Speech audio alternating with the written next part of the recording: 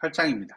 이번에는 그리드 레이아웃과 동적 UI를 활용한 반응형 대시보드를 만들어 보도록 하겠습니다. 대시보드는 실무에서 가장 많이 사용되는 UI로 사용자의 의사결정을 돕는 중요한 인터페이스입니다. 사용자 경험을 고려해서 반응형 디자인과 저녁 상태 관리, 그리고 개인화된 설정을 유지하기 위해서 로컬 스토리지라는 것을 사용해 볼 테고요. 실제 서비스에서 많이 사용이 되는 핵심적인 기능들을 구현해 보도록 하겠습니다. 디테일 마크업을 하기에 앞서 결과를 먼저 살펴보도록 하겠습니다. 검색어를 입력하게 되면 검색어에 따른 필터링을 구현할 수 있겠습니다. 그리고 다크 모드와 라이트 모드를 구현을 해보겠고, 그리고 리스트 뷰와 그리드 뷰를 각각 나눠서 볼 수 있겠고, 하트를 클릭하면 좋아요를 표시했다가 제거했다가 하는데, 이를 애플리케이션의 로컬 스토리지에 각각 저장을 해서 새로 고침하더라도 유지가 되도록 해보겠습니다. 페이버릿 상태도 다 유지가 배열로 되고 있고, 새로 고침하게 되면 전부 true로 변경이 되었죠. 그리고 뷰 타입도 저장이 되게끔 합니다. 그리고 이 상태에서 화면을 줄이게 되면 많이 줄어들었을 때 여기 좌측 리스트가 보기 힘들기 때문에 이런 식으로 변경을 해서 사이드바에서 등장하도록 할 수 있겠고, 많이 줄어들면 이렇게 반응형에 따라서 그리드가 대응이 될 수 있도록 해보겠습니다.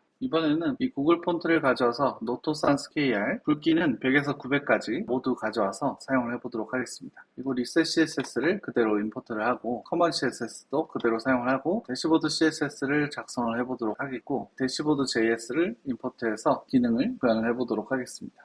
이번에도 역시 레이아웃을 나누는 게 관건일 것 같은데요. 설계를 잘 해야 조금 더 적은 CSS 코드로 스타일링을 할 수 있겠죠. 그리고 기능적으로도 조금 더 쉽게 구현을 할 수 있겠습니다. 헤더 태그를 먼저 나누어서 헤더 영역을 구현을 할 테고, 그 내부에는 좌측과 우측을 각각 나누어서 구현을 해보도록 하겠습니다. 그리고 그 탑 레프트에는 버튼 태그를 사용해서 햄버거 버튼을 만들 텐데요. 그리고 제목을 작성을 해주고요. 탑 라이트에는 폼 태그를 사용해서 폼 제출을 할 텐데요. 이제 메서드를 get으로 해서 input type search를 사용해서 검색어를 입력해서 검색 기능을 한번 만들어 볼 텐데요. 오토 컴플리트는 오프로 해서 브라우저에서 기본적으로 제공하는 자동 완성들을 무효화합니다. 그리고 오토 포커스를 사용해서 최초의 포커스가 가도록 할 수 있겠고요. 줌 아이콘을 사용해서 돋보기 표시를 해서 이 찾기 버튼을 누르게 되면 이 또한 검색 기능을 작동하도록 하겠습니다. 그리고 그 옆에는 테마 아이콘을 부여를 해서 JS 테마 클래스를 부여하고, SVG Sun 클래스를 가진 SVG와 SVG Moon 클래스를 가진 SVG를 각각 삽입을 해주고, 데이터 테마 속성으로 라이트 다크를 부여를 해서 Sun에서는 다크 테마로 변경을 하겠다라는 의미로 버튼 내부에 각각 데이터 테마 속성으로 구분을 해줍니다. 마찬가지로 프로필 영역이 있는데요. 또한 화면이 줄어들었을 때 커뮤니티 창 열기라는 버튼을 두어서 화면이 작은 공간에서 커뮤니티 리스트를 좀 더 효율적으로 배치를 할 수 있도록 마크업합니다. 이렇게 되면 이제 헤더 영역이 모두 마크업이 완료가 될 텐데요. 다음으로 그 아래쪽에 있는 컨테이너 영역을 구현을 해볼 텐데요. 메인 콘텐트라는 클래스를 가진 div 태그를 만들어서 그 내부에 아티클 태그 두 개를 각각 만들고, 좌측에 있는 커뮤니티 영역 그리고 엑서사이즈 영역을 각각 나눠줍니다. 버튼 태그를 사용해서 이제 커뮤니티 창 닫기 버튼을 만들어주고, 커뮤니티가 열렸을 때 이제 모바일에서 닫을 수 있도록 버튼을 만들어줘야겠죠. 그리고 그 밑에는 일반적인 보드 리스트를 생성하기 위해서 UL 태그를 사용해서 각 리스트를 마크업을 할 텐데요. 계속 반복이 돼요. 그래서 하나만 보면 프로필 영역, 그리고 프리뷰 영역이라고 해서 타이틀, 그리고 제목, 그리고 버튼 태그로 좋아요를 표시할 수 있게끔 나타내고, 텍스트와 날짜 영역을 각각 표시를 합니다. 이렇게 5개의 리스트를 모두 렌더링 하게 되면 이렇게 화면에 나타나게끔 구성을 할 것입니다. 엑서사이즈 영역인 운동 영역에서는 데이터 타입 리스트 형태로 기본적으로 스타일링을 할 테고, 이 타입을 변경해 주면서 그리드 형태로 같은 마크업을 사용해서 CSS만으로 뷰를 변경을 해보는 기능을 만들어 볼 예정입니다. 그래서 이제 타이틀 영역을 작성하고, 다음으로 유틸 영역으로 프로그레스 영역, 지금 어떻게 진행되고 있는지 푸시업 80회, 딥스 60회 형태의 프로그레스 영역을 마크업하고, 그 옆에는 JS 뷰 체인지라는 클래스를 부여를 해서 데이터 타입을 그리드 형태와 리스트 형태를 각각 변경을 해보면서 버튼 태그로 리스트형으로 보기 그리고 썸네일형으로 보기라고 해서 보여주게끔 버튼 태그를 2개를 렌더링 하고요. 데이터 타입에 의해서 다른 뷰를 보여주는 마크업을 진행을 합니다. 리스트 형태는 인포 영역과 그래프 영역을 우선 나눕니다. 인포 영역은 이제 좌측 영역이 되겠고, 그래프 영역은 이 우측 영역이 되겠죠. 인포에서도 가장 위쪽 영역인 탑 영역을 그리드에서 기준으로 먼저 생각해 봤을 때 날짜 그리고 다양한 기능들을 할 수 있는 버튼을 만들어 볼 수 있겠고요. 타이틀 영역이 그 다음으로 오죠. 그리고 이 서브 타이틀이 보여지게 됩니다. 리스트로 바꾸게 되면 이제 이 왼쪽에 그리고 위쪽에 이렇게 정렬이 되는 구조예요. 왼쪽에는 이렇게 정렬을 할 수 있을 테니까 우측에 있는 이 점 3개짜리 버튼 같은 경우는 앱솔루트로 띄워야겠죠. 그래서 그리드 영역으로 먼저 생각을 하면 설계가 조금 더 쉬워지기 때문에 그리드 영역을 기준으로 먼저 생각을 해보는 겁니다. 그리고 그래프 영역이 있겠는데요. 이 밑에 이제 깔려있는 영역들이죠. 리스트 형태로 변경이 되어도 이 그래프 영역을 그대로 노출을 해주면 되겠습니다. 그래프 영역에서 중요한 점은 이 프로그레스 태그를 사용하는 건데요. 프로그레스 태그는 밸류 값을 지정을 하면 그 밸류 값을 사용해서 CSS를 표시를 할 수 있고 맥스 기준을 설정을 할 수 있습니다. 이제 이 리스트가 반복이 되는데요. 하나씩 또 작성을 해보면서 스타일링을 해보도록 하겠습니다. 우선 다크모드를 구현하기 위해서 기본 변수들과 다크모드를 쌍을 이루어서 컬러 값을 각각 지정을 합니다. 이 HTML 요소인 루트에 다크 클래스만 붙게 되면 다크모드의 변수들이 적용되게 되어서 간단하게 이 변수들만으로도 다크모드를 구현할 수 있게 되는 것입니다. 그리고 박스 보더 변수는 따로 하나 설정을 해줍니다. 이 부분은 공통적으로 설정하기 위해서 한 칸 띄어서 작성을 했습니다. HTML 바디에 대해서 이제 넓이 100%와 높이 100VH를 적용해서 너비는 전체 콘텐츠를 차지하도록 하고 높이는 창의 높이에 따라서 항상 스크롤이 없는 상태가 유지되도록 합니다. 보면 높이가 줄어들게 되어도 전체 영역에는 스크롤이 생기지 않고 컨텐츠 내부에만 스크롤이 생성되는 것을 볼 수 있습니다. 바디 태그에 백그라운드 컬러와 폰트 패밀리를 지정을 하고 컬러를 지정합니다. 그리고 비저빌리티를 히든으로 해서 최초에 노출되지 않도록 합니다. 그래서 새로 고침했을 때 여기에 바뀌는 상태들이 있을 텐데요. 변경되는 과정을 보지 않아도 되기 때문에 사용자 경험이 더 좋아진다고 할 수 있겠습니다. 전체 아이콘 태그에 공통으로 이번에도 클래스를 부여를 할 텐데요. SVG 안에 있는 각각의 패스들의 스트로크의 기본값을 아이콘 컬러를 흰색으로 부여를 합니다. 그리고 다크모드로 변경이 되게 되면 검정색으로 바뀌겠네요. 변수를 사용했기 때문이죠. 아이콘에 마우스 오버가 되면 백그라운드 컬러를 변경해주고 패스도 반전을 시켜줍니다. 마찬가지로 액티브 클래스가 붙었을 때도 동일하게 조건을 부여합니다. 다음으로 각각의 아이콘들을 여기에 이제 지정을 할 수 있겠는데요. 다른 파일로 빼서 관리를 하면 조금 더 유지보수성이 좋아지겠죠. 이 아이콘은 실제로는 이제 헤어 아이콘입니다. 이 헤어 아이콘은 가려져 있고 디스플레이 블락 상태가 되어 있는데요. 반대로 SVG 문 클래스가 다크모드가 되면 SVG 문 아이콘인 이 헤어 아이콘이 보이게 되고 선 아이콘인 달 아이콘이 가려지게 됩니다. 그리고 프로필 영역을 스타일링 하는데 디스플레이 플렉스로 온라인 아이템 센터로 해서 이 영역도 플렉스 슈링크 0으로 줄어들지 않도록 하고 지금 보면 화면이 줄었을 때 줄어드는 영역은 검색바 말고는 없습니다. 나머지는 다 플렉스 슈링크가 적용이 되어 있겠죠.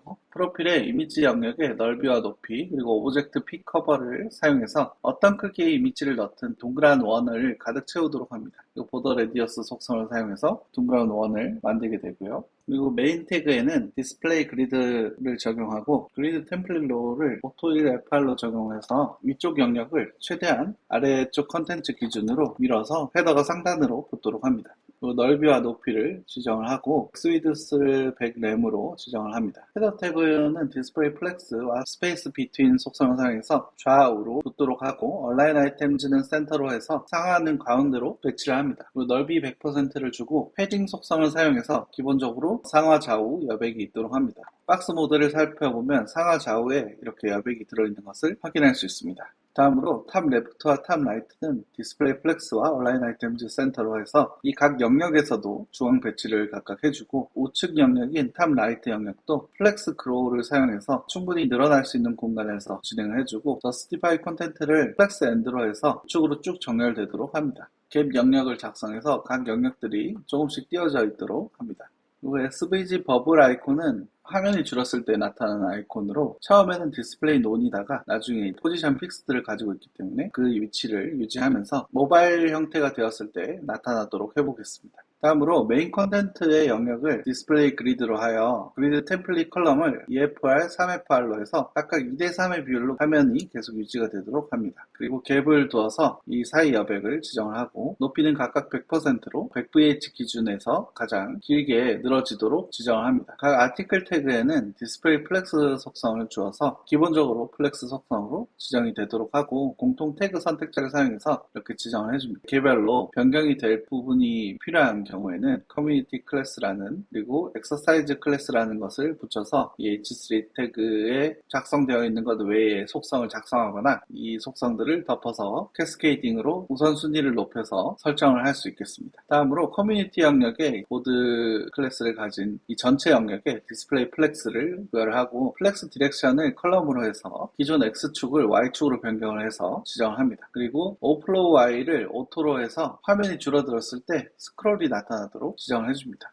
그리고 보드의 리스트를 디스플레이 플렉스, 얼라인 아이템즈 플렉스 스타트로 해서 위쪽 기준으로 붙도록 해주고 패딩 속성과 보드 탑 속성을 사용해서 이렇게 선 라인을 그려줍니다. 그리고 하트 모양을 그리기 위해서 액티브된 상태일 때 필 속성을 사용해서 SVG의 패스를 가득 채워줍니다. 이를 위해서 SVG 태그를 이제 인라인으로 작성을 한 거예요. 그리고 프리뷰 클래스 선택자에 마진 레프트 1렘 그리고 넓이 100%를 부여를 합니다. 각 타이틀과 네임 그리고 텍스트, 데이트 영역까지 폰트와 여백이나 이런 것들을 작성하고 엑서사이즈 영역을 보면은 기본적으로 패딩 속성으로 지정이 되어 있고 타이틀 영역 그리고 데이트, 유틸 영역, 스페이스 비트윈으로 이렇게 띄워주고 프로그레스 영역 역시 디스플레이 플렉스로 나란히 배열을 하고 카운트 영역 그리고 텍스트 영역 이렇게 스타일링 해줍니다. 오토핏 속성을 사용했기 때문에 각 열은 최소 15렘 너비를 가지고 컨테이너가 넓으면 열들이 1프랙션씩 균등하게 늘어납니다. 컨테이너가 좁아지면 열 개수가 줄어들고 아이템들이 다음 줄로 내려갑니다. 아이템이 만약 3개뿐이라면 3개 열만 생성되고 남은 공간은 이 3개가 나눠 가집니다.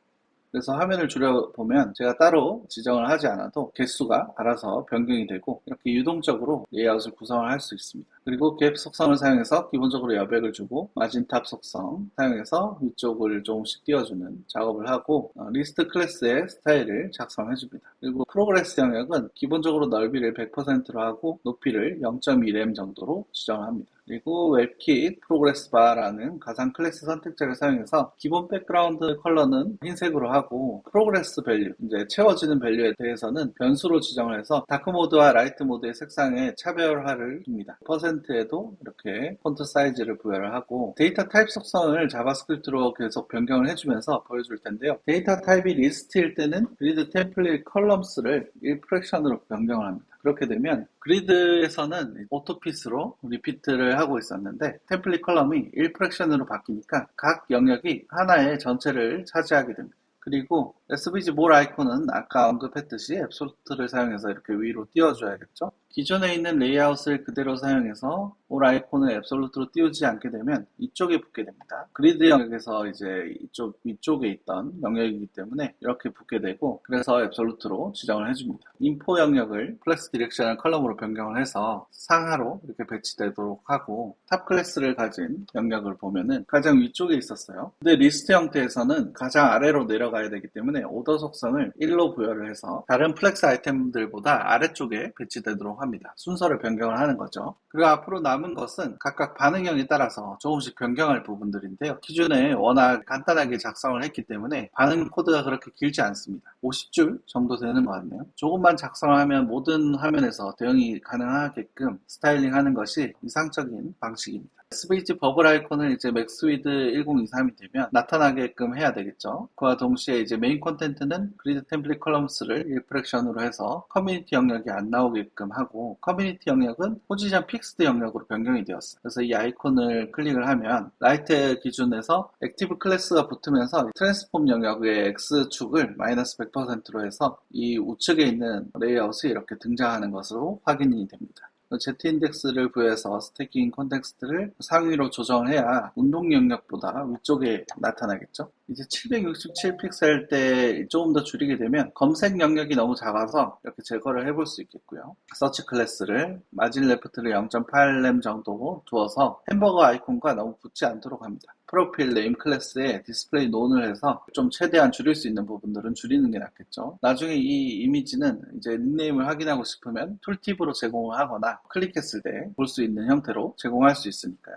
이제 조금 더 줄이게 되면 639 픽셀 이하로 내려가 볼게요. 이제 폰트 사이즈만 이렇게 조정을 하면 돋보기로 이제 조금 더 작게끔 만드는 것처럼 전체적인 크기를 줄여볼 수 있겠죠. 480 픽셀 이하도 마찬가지입니다. 전체적인 크기를 줄일 수 있겠어요. 반응형에서 폰트 사이즈만 조정을 해도 이 디자인의 톤 앤 매너를 유지를 하고 그대로 이렇게 줄여서 볼 수 있다는 점 굉장히 유용하겠죠. 램 속성을 사용하는 이유가 이런 이유 때문입니다.